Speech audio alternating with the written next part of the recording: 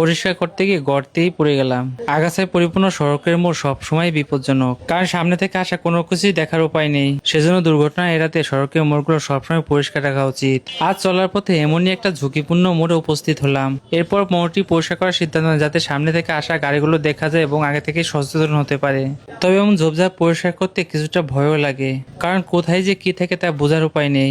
আগাছা কাটতে কাটতে এক পর্যায়ে একটা গর্তেই পড়ে গেলাম। বৃষ্টি পানিতে মাটি বসে গিয়ে গর্তের সৃষ্টি হলে আগাছার কারণে তা বোঝার উপায় ছিল না। এরপর সিদ্ধান্ত নেই এই কাজগুলো শেষ করে এখানে একটি সতর্কতামূলক সাইনবোর্ড রেখে যাব, যাতে গর্তটি মানুষ এড়িয়ে চলতে পারে। যাই হোক, আগাছা পরিষ্কার কাজ শেষ করে মোড় যে কতখানি বাঁকা তা বোঝানোর জন্য রং করার সিদ্ধান্ত নেই।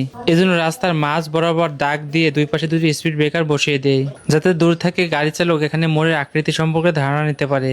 সড়কের মাঝে এমন দাগ দেওয়ার অর্থ হচ্ছে এখানে ওভারটেক করা নিষেধ।